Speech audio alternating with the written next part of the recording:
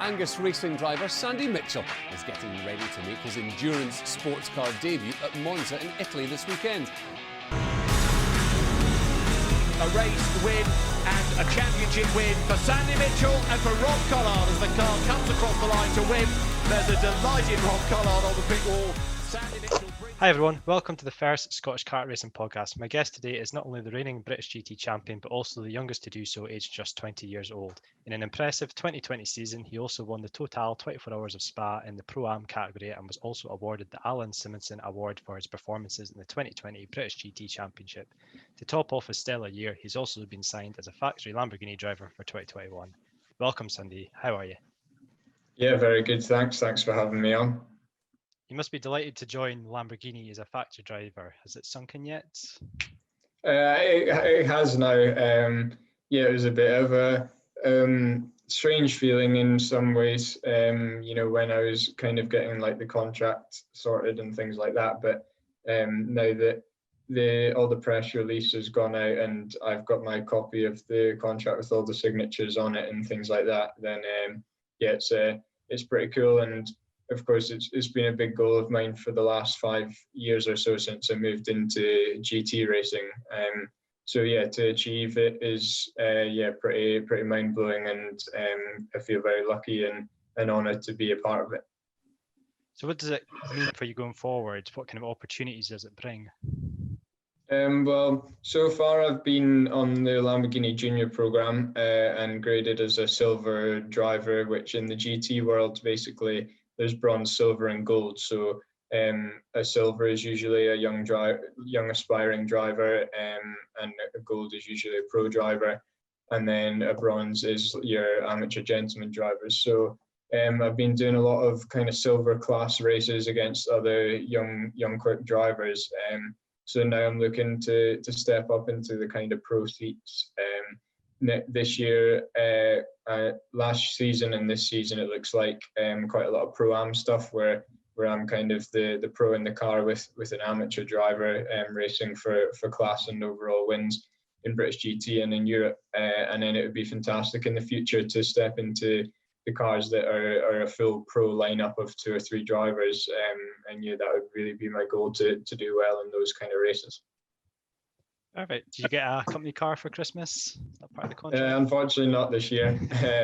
Maybe at some point. But yeah, I think most of the factory drivers don't get a Lamborghini, but maybe I'll get to drive some of the road cars at events and things like that, which I have done on the racetrack before. They're good fun to drive. So it would be nice to do that again. It's safe to say 2020 wasn't the year anyone was expecting. Did that have an impact on your plans for the year? In the end, it worked out quite well. I was very lucky in that I was able to still take part in 2 championships, one in Europe and one in Britain, being British GT. So the plan was to always do British GT from sort of towards the end of 2019. The goal set for me by the Lamborghini kind of junior program was to go and try and win British GT, which would be the first time for Lamborghini that they would have won British GT. So they've won a lot of other GT championships all around Europe, and have been very successful in the Huracan. So it's great to add another title to that list. And it was good the European drive came up at the last minute, which was excellent because we got to go back to Spa 24 Hour, which has been a successful place for me in the last few years. So all in all, it worked out really well. And I think that this year is looking like it might be similar, especially the first half of the year in terms of what we're all going through. So hopefully we can stick through it and we'll come out the other side. No, it's been a really impressive year that you've had in 2020. I mean, obviously, there's been a lot of years behind that's taken you to that, working your way up from karting. So let's kind of go back to where it kind of all started. So where did your interest in motorsport begin?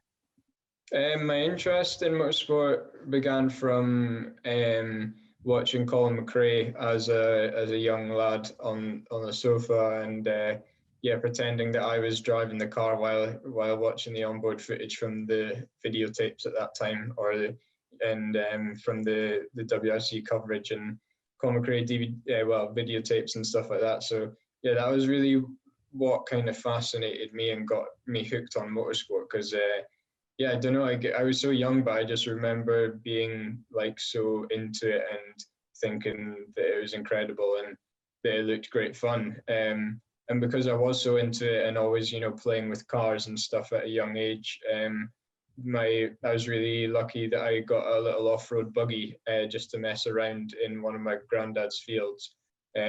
So yeah, looking back, that was probably quite a good thing for me, because I was only 4 or 5 years old, and it was just a little kind of very mini Honda Pilot style off-road buggy, but it didn't really have any suspension, so it was pretty bumpy.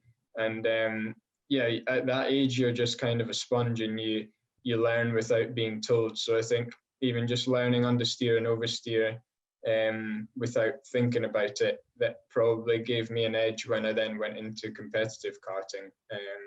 And yeah, kind of went from there.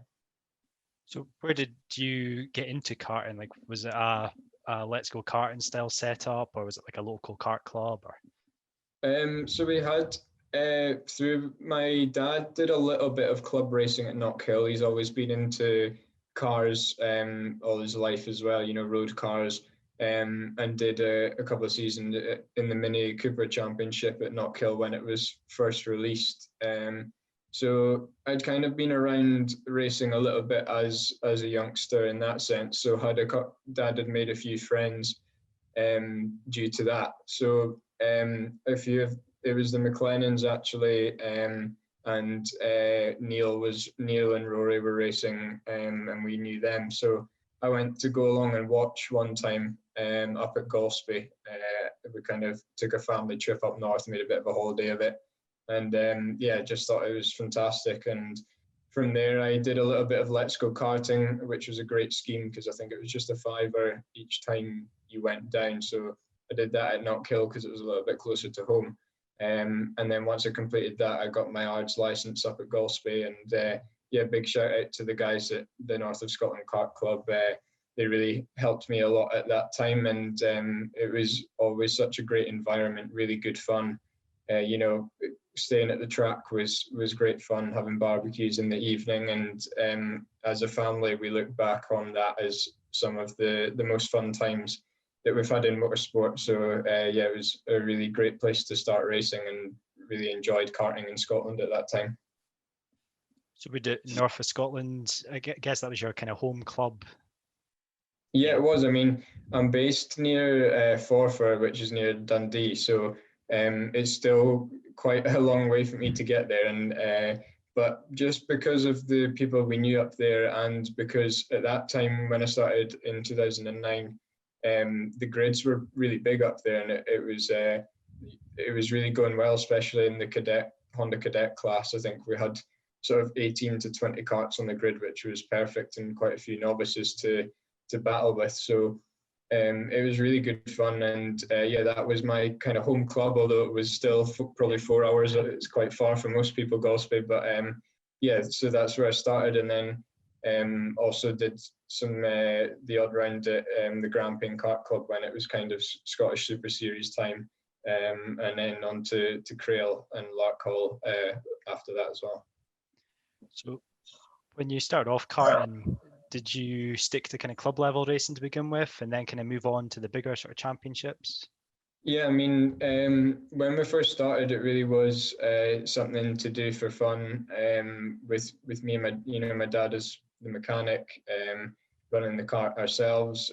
Honda Cadet is really good for that. You can pretty much buy an engine and put it on the kart and go, and that's kind of you for the season after a few oil changes. So it's a really good way to get into racing, and that was great fun. So yeah, it was, I'd completed all of the North of Scotland Kart Club club rounds at that time. And then yeah, so for my first season, and then from there went on to the Scottish Championship, and then on to the British Championship after that. So it kind of just snowballed, where I won the Golspie Club Championship, I think, in my opening year, and then went on to win Scottish Honda Cadet Championships. So then I went into the British stuff, because we always just kind of kept moving and where the extra competition was, and eventually ended up as British junior karting champion in 2014. So then it was time to look towards cars. So what kart classes did you go through? You started off in cadets. Did you move up Yeah. to like Rotax and? Yeah, so it was cadets and Rotax that I did, just those two. So yeah, Honda Cadet and then Mini Max for 1 year and Junior Rotax for 1 year. So unfortunately, I wasn't able to do any kind of Junior Rotax stuff in Scotland, because I was running with a team based down south in England and kind of taking part in the British Championships. And then off the back of winning that, got to go to the World Finals in Valencia, which was a really, really cool event and one that I'll always remember. And did well in it, but just got a bit unlucky in the final, was going off P5 in the final. And then it rained only for the final, but not for the rest of the week. So it was pretty chaos. So that's probably a good point to ask what your kind of most memorable time in kart racing was. You kind of spoke about the paddock kind of banter, I suppose, and that is a really important part that people maybe don't realize about karting. That is the kind of social aspect, but yeah, for sure. Sort of most memorable sort of on-track action. I would say, yeah, in terms of the atmosphere, definitely racing up at Galsby at the start was really good fun. And then on-track action, I would say I really enjoyed the world championships. Always something special, no matter what sport it's or competition it's in. So yeah, even I did a couple of European races, and even then, maybe a third of the grid would be British guys, and especially at the front end, because British karting is a really high level.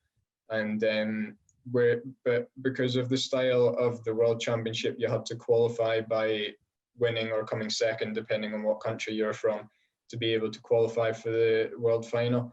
So it was 72 karts, and there was maybe only 3 or 4 drivers from each country. So it meant that there was a real spread of nationalities. Everyone was under one big marquee awning style, so it wasn't like in your usual kind of teams. And it was pooled karts, so it was a brand new chassis and engine that was sponsored by Rotax and Sodi Kart at that time. So it was a really kind of unique event in the whole week that it was laid out, where you pick a ping pong ball with a number on it. So my number was 11, and then kart number 11 and engine was mine. You go and set it up, and then you've only got very small parameters to work with in terms of setup as well. So yeah, it made it a really unique event and kind of mixed the grid up a little bit, because you didn't have your usual teams and engines kind of working together. So that was really fun, and it was great to be a front runner in that as well. I guess at that level, you're talking like the whole grid separated with intents, rather than maybe a club round, you might have a second or two from front to back. You're talking like a couple of intents. Yeah, it was extremely close. I mean, we were speaking about qualifying in the SMRC Esports series, and even a little bit of pressure there, not getting it quite right is easy on the sim, and it's the same in real life. Like you say, it was extremely close. And yeah, I remember being a couple, 2 or 3 tenths off where I wanted to be, and I was down in sort of 40th position. So it was extremely tight, and that's when you've really got to show your talent and kind of nail it when you need to and when the pressure's on. So when you finished your kind of karting career, what did you kind of move on to after that? What was the next step on the ladder? Towards the end of my karting, I'd been picked up by an academy that was run by a single-seater team called Arden, and that kind of prepared me through simulator work, nutrition and fitness and that kind of thing to get ready for going into car racing. And because I won the karting championship when I was only 14, I couldn't move into senior Rotax because of the age. But yeah, I could go and do the British Formula 4 Championship around all the British touring car tracks around the UK. So yeah, that was kind of crazy. But that was where I went to first, because it was the only single-seater championship I could do for my age, and it kind of skipped out the junior Ginetta and junior saloon car phase. So yeah, I got a great opportunity to do Formula 4, and I did that for 1 year. And it was a great place to learn car racing. The grid was extremely close and extremely strong, with the likes of Lando Norris, now McLaren Formula One driver, a couple of IndyCar drivers as well, Colton Herta being one.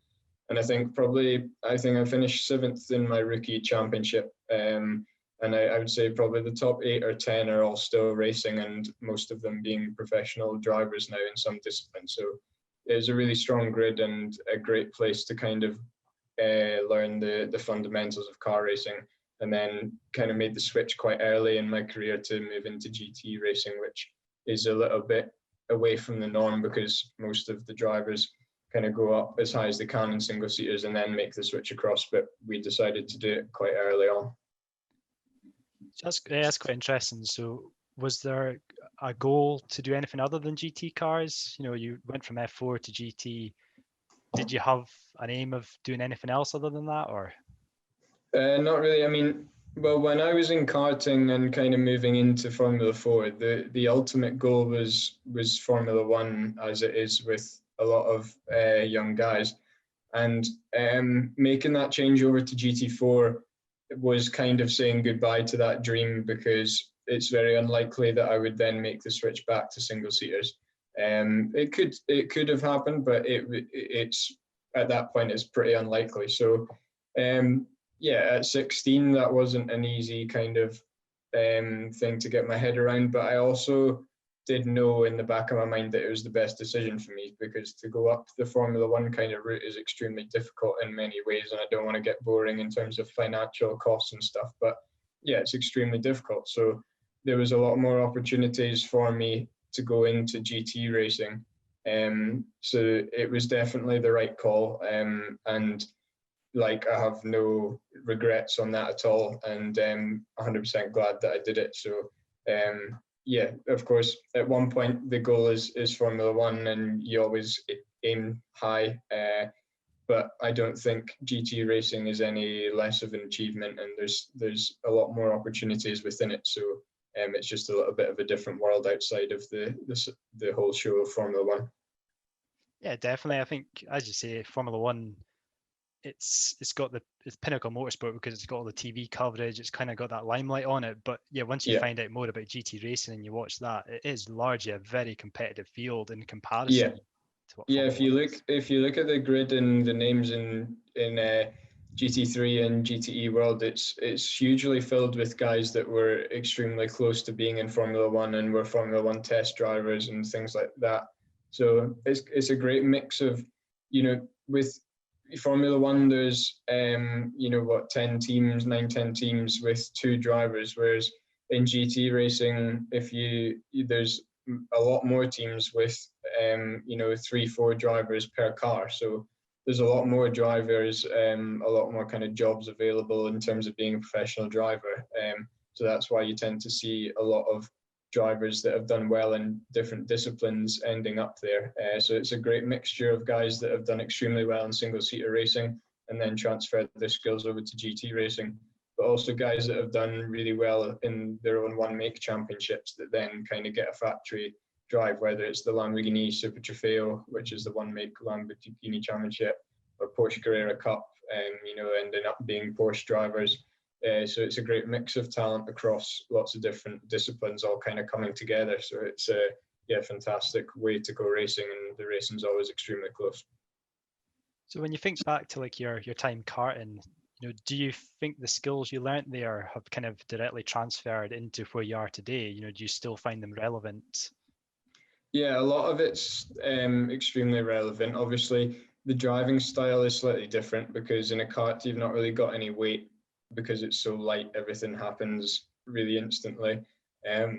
So and the braking's obviously very different as well. So in terms of driving technique, there's differences, but you see it so often where people that do well in karting go on to do well in car racing. And the main direct comparisons are the kind of racecraft, being able to lead races, overtaking, preparation for races, all that kind of stuff. Like, it's a great experience to go into car racing, and it gives you a massive advantage turning up on the grid, having that background knowledge and being able to do it. So yeah, I'd say a lot of it definitely directly translates over. How does obviously kart races tend to be very short kind of sprint races, where the endurance, you've got, do you kind of treat them in the same way? Are they kind of like sprint races and that kind of, but a longer duration, or, is there a bit more to think about? Yeah, I mean, it really depends. The Spa 24-hour race is like extremely close. We came second in it, so I've done it for 3 years and had a second and 2 wins, which is pretty mind-blowing because there's people that have never finished 24-hour. Yeah, the cars are so reliable now that it really is maximum attack the whole time. There's a mandatory 5-minute stop in the middle of you have to take between a few hours in the middle of the race as well, which means that everyone kind of changes brakes at that point, so there's no need to kind of brake save. And you run out of fuel after just over an hour, so you end up pitting kind of at the end of each hour. So it's almost like 24 1-hour sprint races over, back to back. So we've lost or won the race by just a few seconds on a couple of occasions. So yeah, it just shows you how tight it can be. And if you get safety cars and things, then it closes it all back up again. So yeah, it is a lot. It is in that type of race. It is like a sprint race the whole time, just over a long duration. So that's why I really like it, because you're not having to constantly think about conserving brakes or tires. You're just pushing and trying to make progress in the race and overtake as many cars as possible. And when you've got 50 to 70 cars going around a Grand Prix track, it's a pretty busy track. And I guess as well, being a team event, in a kart, you're responsible for what happens when that wheel. But in a team event, is there a bit more sort of responsibility and pressure, I guess, because if you crash the car, that's your teammates out of a drive as well, Yeah, I mean, thankfully it's only happened to me once or twice, but the worst feeling is having to go back to the garage and face your teammate after you've just made a big mistake, which has kind of cost you a good result. And there's nothing worse than it. So it definitely adds that pressure. I wouldn't say it's something that I think about when I'm driving. It's only once, if something goes wrong, then you think, oh, I'm going to have to go and speak to my teammate, because often, I like to think myself as pretty easy to get along with and a good team player. And I usually always have a really good relationship with my teammates in terms of a friendship and professional level as well. So, I think that makes things easier in being able to work together, and you both have a good understanding of each other. And it's really important, because it is a really team effort compared to the kind of single-seater and karting mentality. So you definitely have to switch your mindset when going into GT racing a little bit, because those couple of secrets that you might keep to yourself from your single-seater teammates, you kind of want to share that with the rest of your team, because if the guy that you're sharing the car with is going a couple tenths faster a lap or a couple of seconds faster a lap, then it's going to help you massively. So you kind of learn from each other and do the best job you both can. Yeah, definitely. Obviously, you're with it's Rob Collard, isn't it?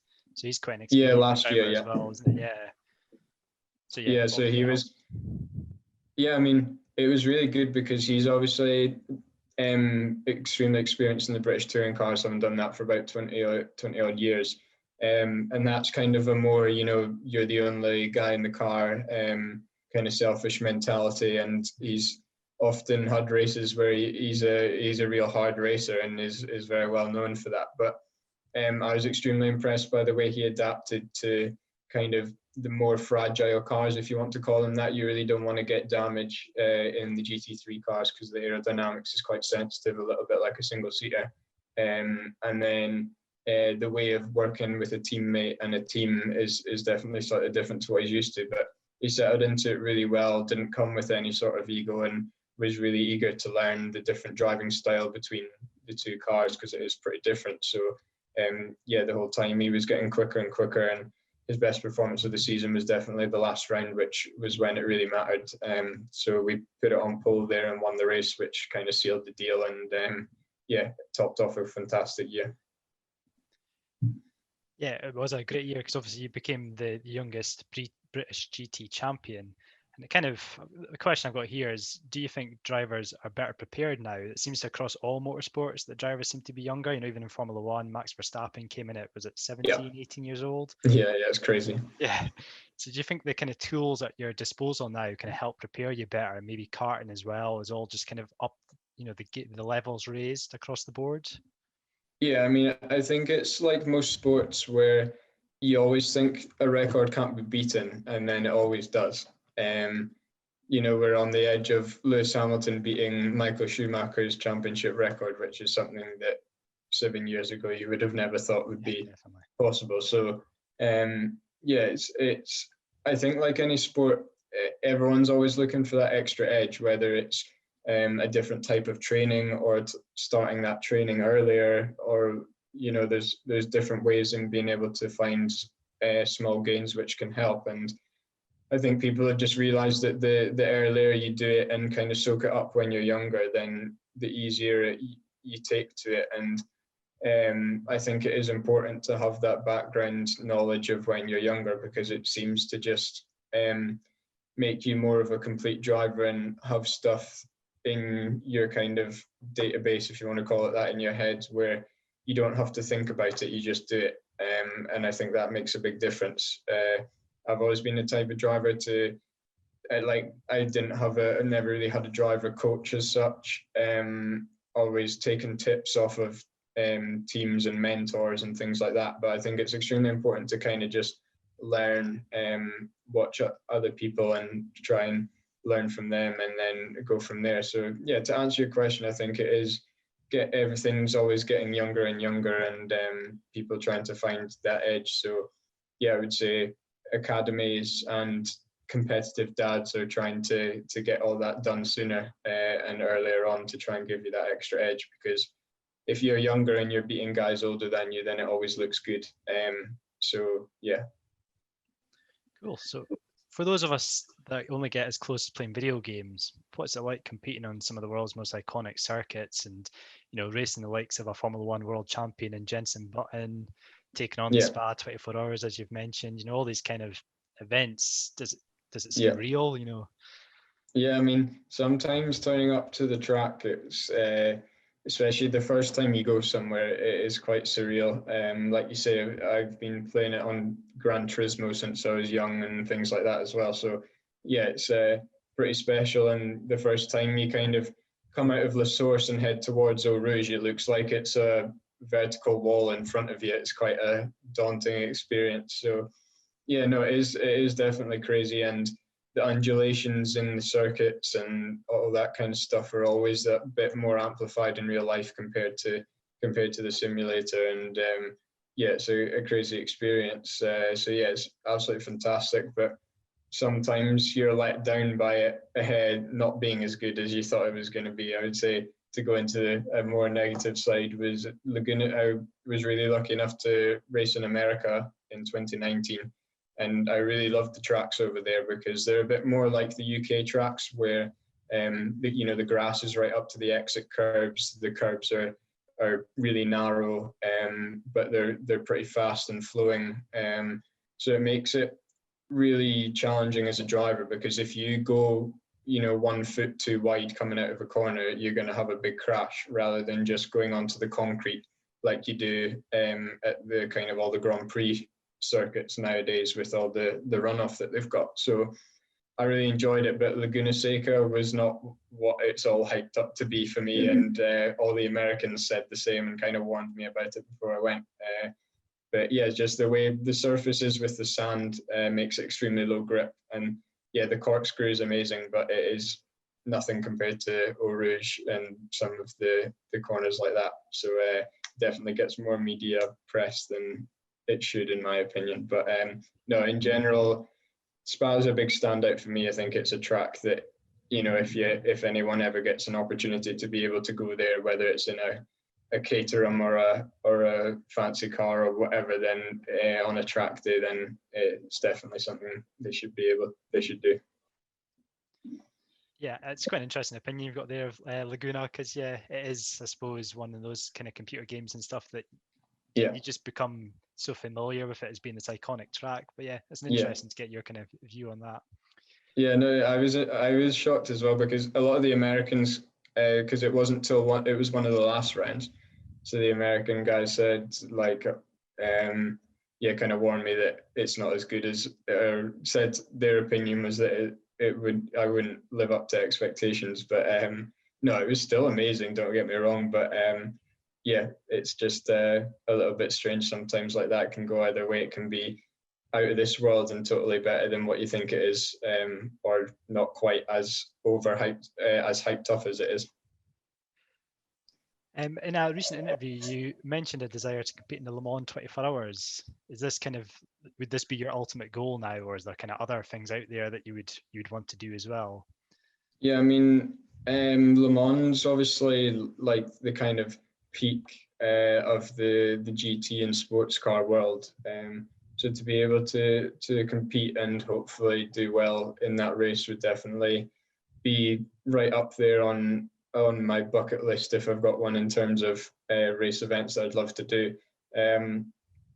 Other one, I mean, Spa 24 Hour, I'm very lucky to have competed in that, but I'd love to be able to come back and do that in the pro category, rather because I've done it in the silver category and the pro-am category the last couple of years, so it'd be great to do that. And Bathurst 12 Hours is another cool race that I'd love to be able to do. It's all similar to Spa 24 Hours, where it's all GT3 cars, starts in the dark in the morning and kind of goes to the day. And yeah, the Bathurst circuit is pretty crazy, and it's one that definitely lives up to its hype on video games. So yeah, I'd love to be able to go there one day. I noticed during lockdown you took to the world of sim racing. Do you think that they have a place in the kind of training ground for the real world as well? Are they kind of a good training tool? Yeah, 100%. Yeah, I kind of jumped on the bandwagon with a lot of other kind of real world drivers and set up a home simulator, which I've not had before, out with kind of PlayStation games when I was a bit younger. And it's something that I've really enjoyed and really enjoyed doing. And yeah, kind of got into the world of esports a little bit and do some team races. I'm planning to do the Daytona 24-hour iRacing this weekend, so that'll be good fun and good experience. Hopefully I can get to do the real race one day. But yeah, I think it's a great training ground, and I think from what I've seen, I kind of only use iRacing, so I'm only kind of speaking from that perspective. But in terms of the relating it to real life and to the game, I think there's a lot of similarities between, if you drive better, you go faster. And I think it's just that last little few tenths that the esport pro guys have that is where you kind of need to exploit it being a game a little bit, which then it kind of goes away from being quite as realistic. But in terms of like for 95% of users, it's a really good way in getting used to different cars, and I think it's going to be a good tool in the future to kind of find young drivers that are fast that maybe aren't able to go racing in real life or karting. And yeah, one day it might be all we have if we have to be carbon neutral in 50 to 100 years or whatever, we'll see. But yeah, it's good fun and getting more and more people doing it, and I think it's a great thing. Yeah, I think even when you look at like what SMRC are doing, it can come across quite professional quite easily in a way, like all these kind of broadcasts and stuff. It makes it look quite legit, other than the fact that it's a computer game. So yeah, and then obviously the cost element is a big difference to real life, although it costs a bit to kind of set up your simulator. Once you've got that up and running, that's kind of you. So yeah, it's a lot more accessible for a lot more people, which I think is good for the motorsport world in that sense, and hopefully it'll get more people interested in real racing as well off the back of it. Yeah, brilliant. So yeah, last question I've got for you is you're strapped into your Lamborghini Huracan GT3 car as a factory driver in 2021. What advice would you give to the youngsters out there that dream of following in your footsteps to securing a professional drive? I'd say the first piece of advice in terms of not necessarily following the footsteps, but I'd say the main thing is to enjoy it, because there's often, say you've had a race that you felt like you should have won, but you've come second or third, and you can come off the track unhappy and kind of grumpy all the way home. But looking back, it's something that, learn from mistakes that you made and things you did wrong, but also appreciate that it was a great battle and a great race and good fun. Because sometimes it can be, obviously you've got to take it really seriously, especially if it's something that you want to make a career out of. But especially in the karting days, just kind of learn from each experience and move on and have fun is really the main thing, because I think anyone drives better when they're enjoying it and when they're relaxed. So that would be a big tip for me. And then the other thing is to just work hard at it and keep trying and being able to bounce back. Motorsport's one of those sports where sometimes there's only one happy person going home, and that's the person with the winner's trophy, or maybe a couple of guys that have outperformed themselves compared to their expectations. So you've got to be able to be good at bouncing back from races that didn't quite go your way, or you felt that didn't, and being able to focus on the next one. And I'd say that's a big, if you've got that strength, then it makes a big difference. No, that's great advice, I think. It's pretty much all I've got for you, unless you've got anything you want to add. Or No, I think we've kind of covered all bases there. So it's good to have a chat about it all and kind of think back to the karting times and where I am now. So it's great to speak about.